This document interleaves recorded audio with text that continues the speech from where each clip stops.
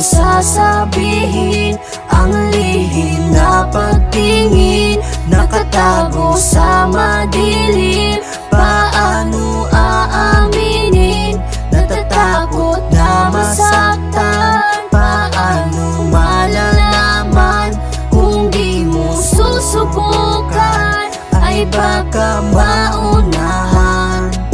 Paano sisimulan? Paano ba ito malalaman? Paano sasabihin tinatago ng damdamin na matagal nang inilihim mula na nagkakilala? Mula sa Pilipinas, Singapore nakatanaw siya, at ngayon nandito na palagi ka nang nakikita. Mula nang dumating ka lalo pa na sumaya, na hindi yan naranasan at nakita sa iba. Mula nang dumating ka, sa'yo na umikot na bigla ang aking mundo. Pagkat ikaw ngayon nandito, bigla na nagpabago sa sarili kong seryoso, at biglang nagpatahimik sa dating pusong matapang na ngayon unti-unting naduduwag. Ayaw malaman at baka masaktan lamang sa akin na malalaman na hindi pala ako laman ng puso at isipan. Sa panaginip na lang para di na masaktan.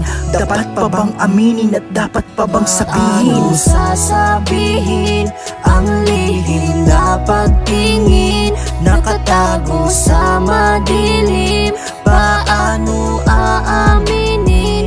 Natatakot na masaktan.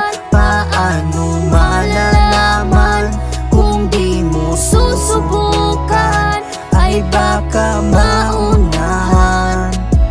At ngayon handa na akong sabihin sa iyo lahat matagal pinag-isipan, mga katagang iyahayag. At handa na akong aminin tunay na nadarama, pero bigla kong nabigla, nagulat sa aking nakita na ikaw ay masaya sa bago mo na nakilala. Kausap at mga ngiti ninyong pinapakita, may iba at sigurado na masaya kayong dalawa. Dala-dala ang rosas na bigay sa'yo kanina, at ngayon ay magkasama kayo sa isang lugar. At ako'y nasa malayo nakatingin, nangihinayang na sana noon ko pa ito nasabi sa iyo. Hindi sa mga oras na to na may nauna na sa'yo.